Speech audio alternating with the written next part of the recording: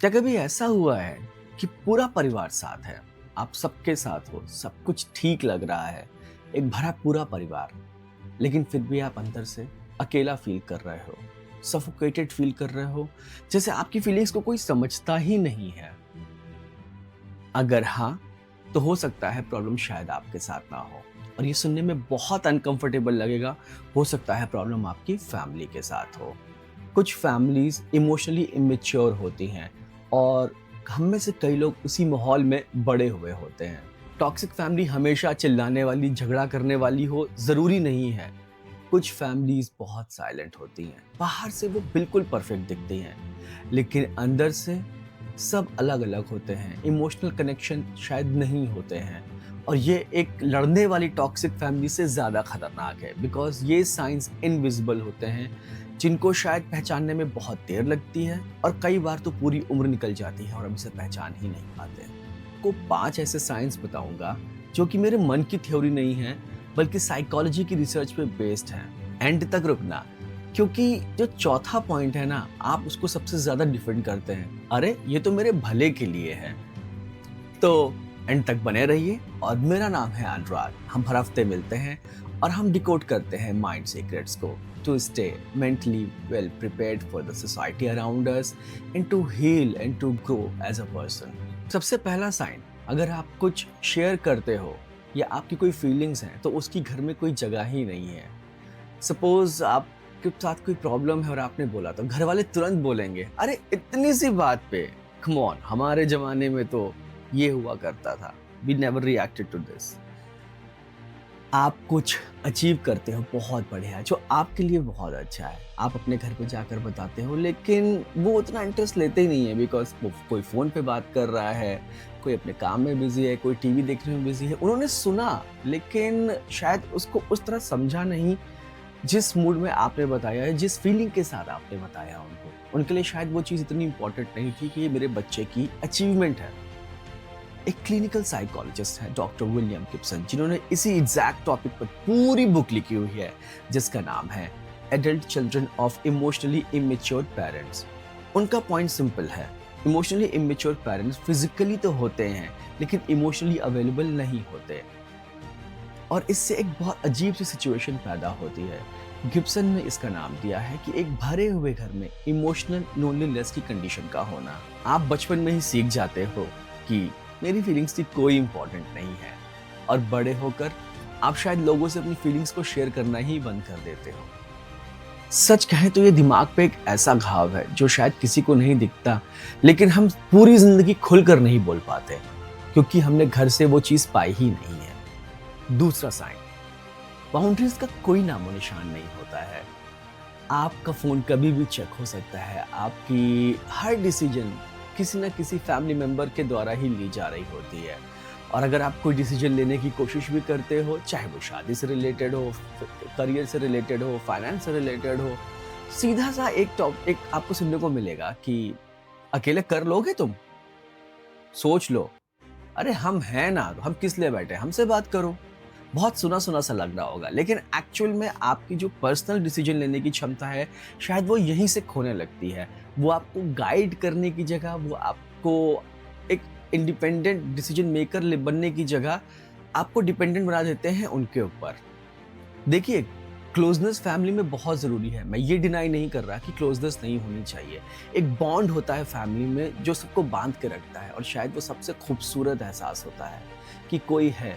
लेकिन जब ये क्लोजनेस इतनी ज़्यादा बढ़ जाए कि आपकी इंडिविजुअल आइडेंटिटी का कोई मायने ही ना रहे, तब ये एक प्रॉब्लम बन जाती है, बिकॉज आप इंडिविजुअल तौर पर शायद आगे नहीं बढ़ पाओगे अगर आप इतने ज़्यादा ही क्लोज हो जाओगे। बाउंड्रीज होना बहुत ज़रूरी है हर रिश्ते में। साइकियाट्रिस्ट डॉक्टर मरे ब्राउन ने इसे नाम दिया है इनमैशमेंट, और उनका एक कॉन्सेप्ट है जो कईयों की जिंदगी बदल सकता है, डिफरेंशिएशन ऑफ सेल्फ। मतलब आप अपने परिवार से प्यार करते हैं, बिल्कुल करना चाहिए, और उसको प्यार करते हुए भी एक अलग इंसान बन पाए, अपनी सोच, अपनी फीलिंग्स, अपनी जिंदगी के बारे में सोच पाए, तो आपकी फैमिली अल्टीमेटली और स्ट्रांग होगी।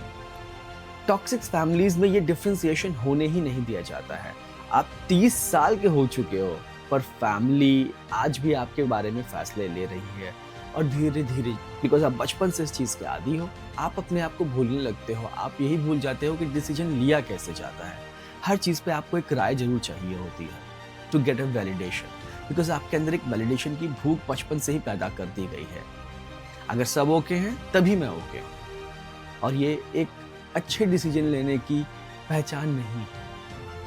तीसरा साइन, ट्रायंगुलाइजेशन। ये सुनने में टेक्निकल लगेगा, लेकिन ये हमारी फैमिलीज में बहुत कॉमन होता है। पापा मम्मी की बुराई करते हैं, मम्मी पापा की बुराई करते हैं। दो लोगों के बीच का झगड़ा आपके थ्रू चलता है। You are the medium here. बोवन के हिसाब से अगर दो इमेच्योर लोग अपने जो इश्यूज हैं उनको हैंडल नहीं कर पाते हैं, तो वो तीसरे इंसान को बीच में ले आते हैं जो उनके बीच में पिसता रहता है। और इंडियन फैमिलीज में अक्सर वो इंसान आप होते हैं, मतलब फैमिली का वो बच्चा जो कि उन दोनों के बीच कहीं पिस कर रह जाता है। रिजल्ट, आप दूसरों के बीच पीस बनाए रखने वाले बन जाते हैं, अपनी शांति खोकर। चाहते हैं बस घर में शांति रहे, मेरा मेंटल पीस क्या भाड़ में। चौथा साइन जिसकी मैंने बात की थी शुरुआत में, आपको सुन के शॉकिंग लगेगा। आपको प्यार मिलता है, फैमिली में बहुत ज्यादा प्यार मिलता है, लेकिन तब तक जब तक आप ओबे करते हो, जब तक आप उनकी बात मानते हो। But the day you differ from their opinion और do something on your own which is not resonating with them, आपने जहां उनसे कुछ अलग करने की कोशिश करी जो कि उनके साथ मेल नहीं खाता है, देखिएगा वो प्यार कैसे बदलता है। प्यार अचानक ठंडा हो जाता है, आपको गिल्ट दिया जाता है। मतलब फैमिली का सबसे अच्छा डायलॉग, ठीक है करना है जो कर लो, मतलब हमने तो तुम्हारे लिए कुछ किया ही नहीं है, हम तो कोई वैल्यू ही नहीं रखते हैं। इसे कहते हैं कंडीशनल लव। प्यार एक इनाम बन जाता है आपके ओबीडियंस का, और बच्चा सीख जाता है मैं जैसा हूँ वैसा लवेबल नहीं हूँ, मुझे प्यार कमाना पड़ेगा, मुझे चेंज होना पड़ेगा और इनके हिसाब से ही बिहेव करना पड़ेगा। यहीं से लोग क्या कहेंगे कि पूरी मशीन चलती है। आप अपनी पूरी जिंदगी दूसरों को खुश करने में लगा देते हो, क्योंकि बचपन में आपने यही सीखा कि प्यार चाहिए तो एक सर्टेन बिहेवियर करना ही पड़ेगा। मैं जानता हूँ ये सुनना मुश्किल है, क्योंकि दिल कहता है पर वो तो मेरे पेरेंट्स हैं, वो तो मेरी फैमिली है, वो मुझे बहुत प्यार करते हैं, और शायद करते भी हैं। I am not denying from that, families प्यार करते हैं, बट वो इमोशनली इमेच्योर हैं, तो उनको प्यार करना और प्यार की कंडीशन का डिफरेंस शायद पता ही नहीं होता, और ये दो बहुत अलग अलग चीजें हैं। अब आते हैं पांचवें पॉइंट पर। हर बात पे क्रिटिसिज्म, हर बात पे आपको डिमोटिवेट करना, आपके वेट को लेकर, आपके कलर को लेकर, आपकी जॉब को लेकर, आपके मार्क्स को लेकर, हर चीज में एक होता है जेन्युइन कंसर्न, एक होता है कि बस मुझे इसको बोलना ही है और मैं बोल सकता हूं तो मैं बोल दूंगा। जब आप कन्फ्रंट करना भी चाहें तो आपको सिर्फ एक चीज सुनने को मिलती है, अरे मैं तो तुम्हारे भले के लिए बोल रहा था, ठीक है आज से नहीं बोलूंगा, तुम्हारी मर्जी, जैसे जीना है जियो। Relationship scholar doctor John Gottman ने रिलेशनशिप पर दसियों साल तक स्टडी करी, और उन्होंने 4 ऐसे संकेत निकाले जिसके बेसिस पे आप ये कह सकते हैं कि ये शायद रिश्ते तोड़ते हैं। उनको उन्होंने नाम दिया द 4 हॉर्समैन, और इन सब में एक खतरनाक जो एलिमेंट था उसका नाम था कंटेम्प्ट, यानी नीचा दिखाना, बिलिटल करना। गॉटमैन की रिसर्च कहती है कि कंटेम्प्ट रिश्तों को तोड़ने की सबसे स्ट्रॉन्ग प्रेडिक्टर में से एक है, और ये सिर्फ रिश्तों को ही नहीं तोड़ता। डॉक्टर वेसल ने अपनी famous book the body keeps the score में लिखा हुआ है कि साइक्रोनिक क्रिटिसिज्म हमारे नर्वस सिस्टम में, हमारे बॉडी में स्टोर हो जाती है। बाहर की वो आवाज धीरे धीरे आपके अंदर की आवाज बन जाती है, और एक दिन आप खुद आईने के सामने वही ताने अपने आप को मारने लगते हो। आप चाहें तो इन सारी साइकोलॉजी से रिलेटेड स्टडीज को, इन बुक्स को ऑनलाइन सर्च कर सकते हैं। मैं ये सारे लिंक्स आपको अपने डिस्क्रिप्शन में दे दूंगा। तो ये तो बात थी टॉक्सिक फैमिलीज की, लेकिन अब इसको हील कैसे करें, इसको डील कैसे करें? 3 तरीके हैं जिनसे हम इनको डील कर सकते हैं। पहला, ये आपकी गलती नहीं है। सबसे पहले आपको ये समझना होगा कि मैं यहाँ क्यों पैदा हुआ। आप अपनी फैमिली चूज नहीं कर सकते। एक बच्चा कभी भी चूज नहीं कर सकता कि वो किस फैमिली में पैदा होगा और उसे बचपन में कैसे ट्रीट किया जाए। दूसरी, और ये बहुत इंपॉर्टेंट है, डॉक्टर रेचल अपनी रिसर्च में कहती हैं कि शायद कई बार पेरेंट्स को भी नहीं पता होता है कि उनका बिहेवियर टॉक्सिक है। ये एक जनरेशनल ट्रॉमा होता है जो एक जनरेशन से दूसरी जनरेशन तक पास ऑन होता रहता है। जो उन्हें नहीं मिला वो आपको दे नहीं पाए, ये उन्हें एक्सक्यूज नहीं देता पर आपको समझ जरूर देता है। आप इस चीज को समझ सकते हो और जब आप किसी चीज को समझते हो तो शायद आपका गुस्सा, आपकी अंडरस्टैंडिंग थोड़ी सही हो जाती है, आपका गुस्सा थोड़ा कम होगा और अंडरस्टैंडिंग बड़ी होगी। और यही से हम आते हैं अपने तीसरे पॉइंट पर, अंडरस्टैंडिंग करके दबना नहीं है। हीलिंग का मतलब पेरेंट्स को छोड़ना नहीं है या फैमिलीज को छोड़ना नहीं है। याद है डॉक्टर बोवन का डिफरेंशिएशन? आप उनसे प्यार भी कर सकते हैं और आप एक अपनी अलग आइडेंटिटी भी बना सकते हैं। You need to find that space दोनों के साथ। और सबसे खूबसूरत बात, अगर आप इस कॉन्सेप्ट को थोड़ा बहुत समझ गए हैं तो आप इस साइकिल को तोड़ भी सकते हैं।